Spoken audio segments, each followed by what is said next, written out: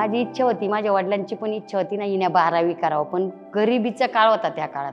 10 के बाद हमारा गांव साइड में पढ़ाई के कोई इतना मायने नहीं देता है। 9वीतच लग्न झाल्यामुळे माझा अभ्यासाची इच्छा अपूर्ण राहिलेली। काही एकटीला मला जाणं पॉसिबल नाही झालं, त्याच्यामुळे मग मी पण शाळा सोडली आणि घरीच राहिले। 2002 मध्ये मी 8वी सोडली होती। की एकदा मुलगी वयामध्ये आली की तिने नाही शिकलं पाहिजे, म्हणजे आता घरी बस बाई घरची कामं शिक तू आणि तुझं लग्न लावून देत। हमारे टाइम पे 1-2 बार पीरियड आ गया ना लड़की को, तो घर वाले शादी के बारे में पहले सोचते थे। आणि मी 10वी नापास झालेली होते, पुढील शिक्षण मला घेताच आलं नव्हतं।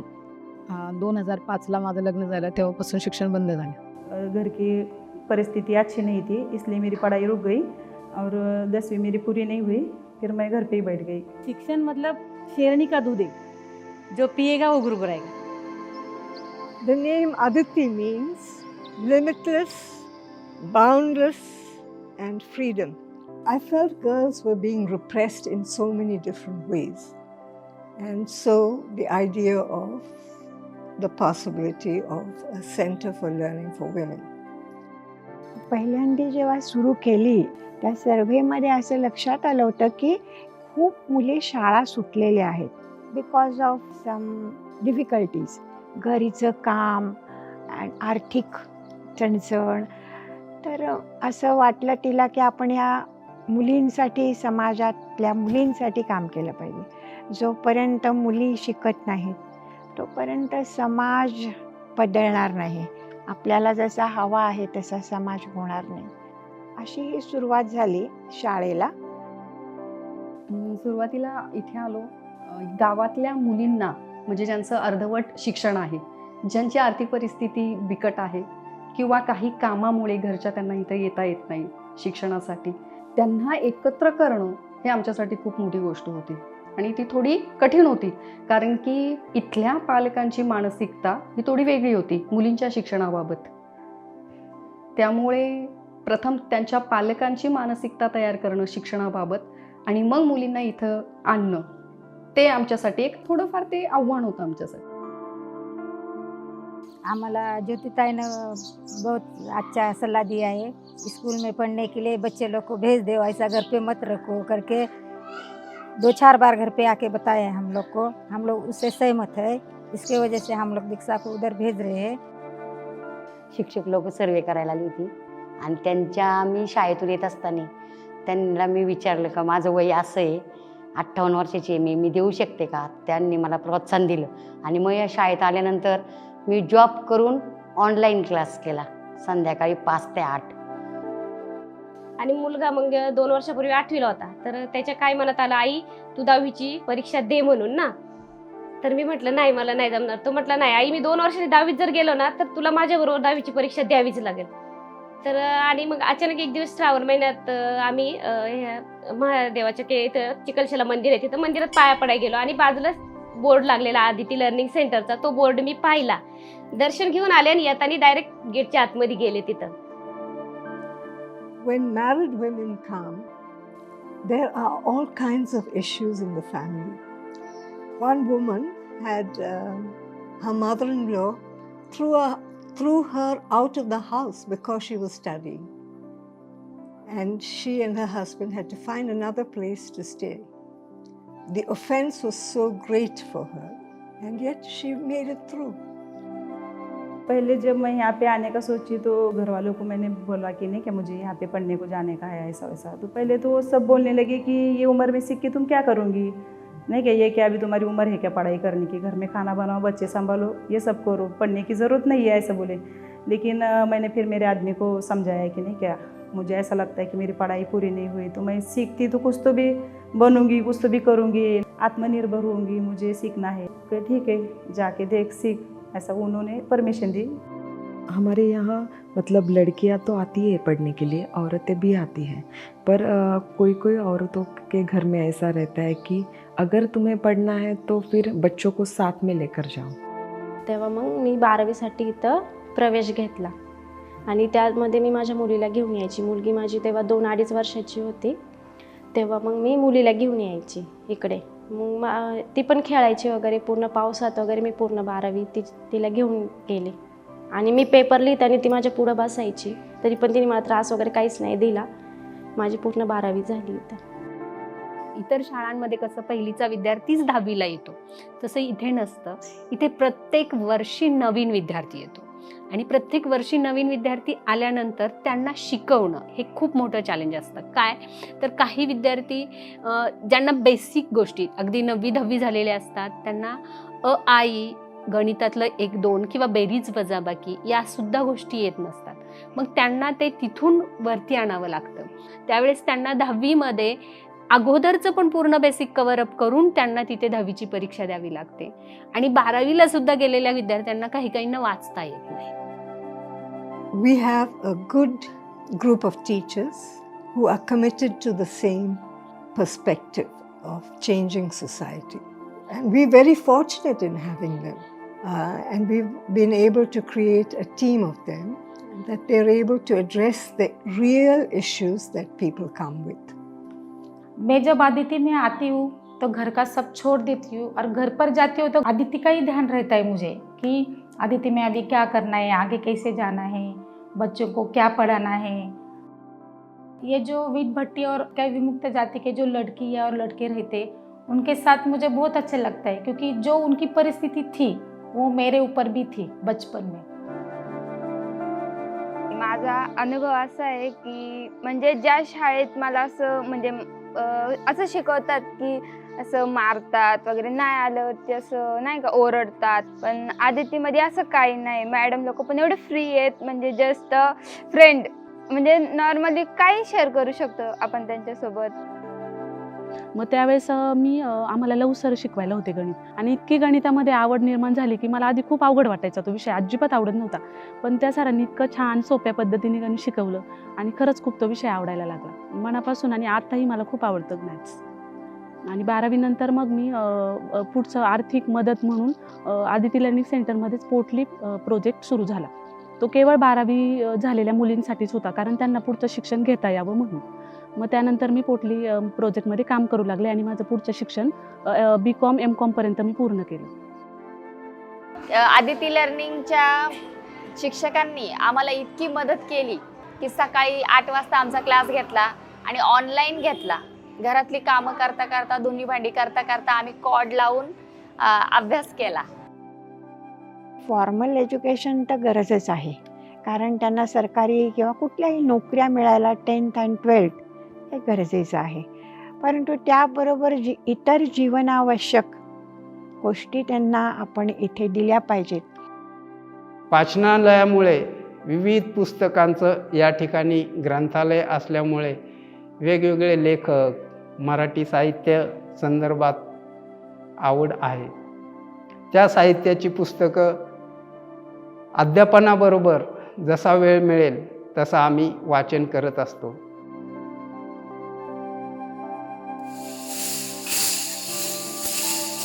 बहुत सारे एक्टिविटीज़ यहाँ पर लेते हैं, वर्कशॉप लेते हैं, जैसे कि ड्रामास, डांस और फिज़िकल कैसे फिट रहना है इसके रिलेटेड कोई वर्कशॉप हो तो उसके थ्रू ऐसा हो जाता है कि उनका कॉन्फिडेंस लेवल बढ़ जाता है. मैंने ये रियलाइज़ किया है कि हम हमेशा हाँ बोलते हैं हर चीज़ के लिए, बट ना बोलना बहुत हमारे लिए कठिन हो जाता है. सो हमने उस चीज़ पर भी ज़्यादा फोकस किया है कि हमें ना भी बोलना सीखना चाहिए. जब मैं 10वीं देने के लिए आई ना तो मेरी 40 उम्र थी. जो पढ़ा रहे थे वो मुझसे भी छोटे छोटे, मुझे शर्म आती थी कि इनसे क्या पढ़ने का. लेकिन सही में जब भी मैंने हाई स्कूल में पढ़ी ना 9वीं तक, जितना उन्होंने नहीं अच्छा सिखाया उतना अच्छा इधर से सीखने को मिला. प्यार भी उनका बहुत मिला. जो मैं डरती थी कि कैसे जाऊँ, कैसे बात करने का, क्या करने का, वो सब इधर आके मेरी जो डर था मेरे अंदर वो सब निकाल दिया उन्होंने बाहर. मैं इसे बोल सकती हूँ. पहले जब इन्होंने स्टार्ट किया था ना, पहली बार मैं ऐसे बैठी थी लाइन में, बच्चों के स्कूल में जैसे बैठते थे, उधर से उठा के इधर से बोलने की जो डेयरिंग आई गई है मुझ में, वो सब ये आदिति लर्निंग सेंटर की वजह से और उनके शिक्षकों की वजह से. The stories in many of these situations are quite remarkable. There's personal change and there's change within the family also. People who are very afraid become confident and take on responsibility, participate, cooperate, go beyond the caste perspective. प्रत्येकामध्ये काही ना काही गुण असतात, तर ते बाहेर यायला तो वाव मिळाला पाहिजे आणि खरंच आपण खूप पुढे जाऊ शकतो. आज मला खूप अभिमान वाटतो की एखाद्या मुलीचा जर प्रॉब्लेम आला तर मला त्यांनी सांगितलं तर आम्ही जेवणाच्या टेबलवर सगळे टीचर चर्चा करतो. तो आमची मीटिंग असते ना, त्याच्यामध्ये सगळे मिळून सोल्युशन काढतो. आपल्याला काय करता येईल, कोणतं वर्कशॉप घेता येईल जेणेकरून त्यांना त्यांचा प्रॉब्लेम सॉल्व्ह करता येईल किंवा त्यांना काहीतरी मार्गदर्शन मिळेल. आमच्याकडनं जेवढं जमेल तेवढं आम्ही पूर्णपणे करायचा प्रयत्न करतो.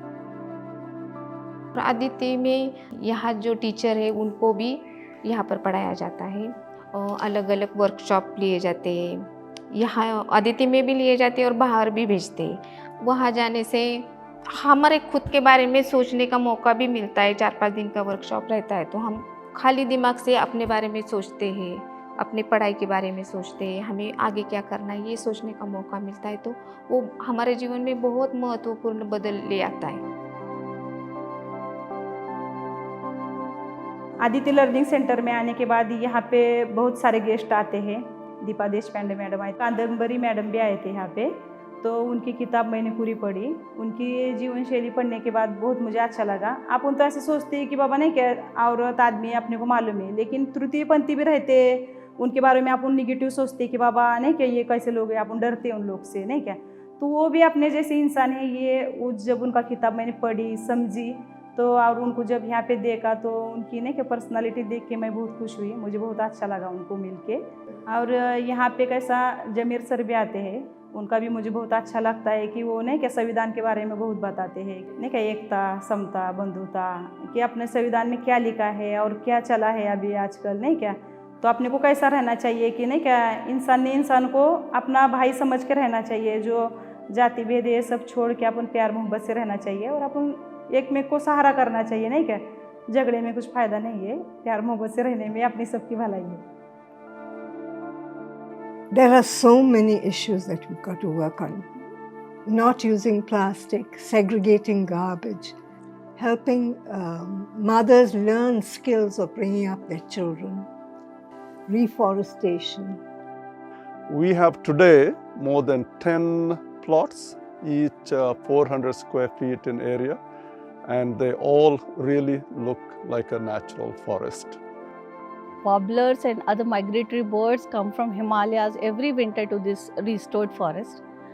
We are at Aditi Learning Center where this forest was restored 10 years back in 2015. This forest has been restored through based on ecological principle of Miyawaki technique. The documentation of biodiversity we did in 2016 says hardly 30 birds. Now it is 102 birds we have documented. Before it was 13 butterfly species we documented. Now there are 64 butterfly species. Biodiversity is increased tremendously, so as groundwater is increasing. The temperature difference between the area which is just outside is 7 to 8 degree higher than this, the area which is inside the forest. So these are the local impacts we can see. And the pollination and the regeneration of forest with these species happening in the larger area. One of our intents was to make these as a demonstration plots. So to show how a forest can be grown very quickly, and because of that we have had quite a few corporations, even our local government body officials come and visit us. One part of the learning is actually how you grow organic vegetables and how you grow organic grain. So the students have actually grown rice organic way and grown vegetables on the small plots here. And I think the learning process is how it all starts, how you plant, how you nurture, and how you harvest. And that is also very much a part of the learning process and the learning curriculum here. 10 years down the line, we see a richer forest, richer soil, groundwater water level which has increased will increase more, biodiversity will increase. The forest is supporting 102 species, we can say it will increase because there is no such native forest in the nearby area. Our hope is that the women, the girls see this and also emulate this method and also plant small forests in their backyard, and we have actually seen that happen. झाडं, फुलं, फळं, पक्षी ह्यांना खूप प्रेमाने पाहणं आणि अभ्यास वृत्तीने पाहणं आणि त्यांची वाढ कशी करणं, त्याच्यानंतर कचऱ्याची विल्हेवाट कशी लावायची, बायोगॅस कसा असतो, गॅस कसा निर्माण होतो, हे सगळं आदितीमध्ये पाहायला पण मिळालं, शिकायला पण मिळालं. माझं नाव दीक्षा जीवन कांबळे. मी यावर्षी 10वीत शिकत आहे आदिती लर्निंग सेंटरमध्ये. माझं नाव रोशनी पांचाळ. मी इयत्ता 11वीमध्ये कॉमर्स साइड घेऊन. मेरा नाम एडवोकेट सविता बाळू शिंदे है. अभी वडगांव में प्रैक्टिस करती हूँ. मेरे मायके का नाम छाया लहू वंजारी. तो आदिति लर्निंग सेंटर से 12वीं पास करके गई और आशा वर्कर का काम कामसेट में कर रही हूँ. मी पूनम चोपडे. मी मोहितेवाडीमध्ये राहते. मी आता या सेंटरमध्ये पोटली प्रॅक्टिशनर म्हणून काम करत आहे. माझं नाव मुक्ता प्रकाश राऊत. मी अंगणवाडीत कार्यरत आहे. माझं नाव करुणा संतोष कदम. मी एक आशा स्वयंसेविका आहे. माझं नाव स्वाती शिवाजी गायकवाड. आता 12वीची परीक्षा देते. कॉम्प्युटर कोर्स झाला आता माझा. MSc केला. माझं नाव सीताबाई रामचंद्र चोपड़े आणि मी आंगनवाड़ी टीचर है. मेरा नाम मुस्कान चांसेक है और अभी मैं MBA को भी एडमिशन लिया है कॉलेज में. माझं नाव रिंकू. मी आता आदर्श कॉलेजमध्ये BA करते. मी खूप लकी, मी आदित्यमध्ये शिक्षण घेण्याची संधी भेटली मला. माझं नाव कांचन बबन आलम. माझे नाव बबन नतू आलम. माझी पण इच्छा आहे पुढचं शिक्षण घ्यायची. आम्ही दोघांनी मिळून लॉच्या ह्याच्यामध्ये वकील क्षेत्रामध्ये जाण्याचा निर्णय घेतलेला आहे. मैं आदिति को ना लकी मानती हूँ कि मैंने जब पैर रखा कि मुझे अभी चढ़ना ही है, मतलब पढ़ाई का जो एजुकेशन है वो पढ़ना, मुझे करना है कंटिन्यू. वो मेरा फर्स्ट मतलब पाव था कि मैंने उधर रखा और अभी तक मैं इधर चल के आई हूँ. मी आदितीचं म्हणजे खूप मोठा आभार मानणार आहे आदितीचं, की मला बाहेर मिळायला संधी पण मिळाली थोडी. Women have it within them to make a difference in society. When things break down, women come forward and create the path. It may not be the complete path, but they begin to create the path that helps other people move forward. And it's with that hope that we want leadership among women to take things forward within villages, within communities, within families. Yeah.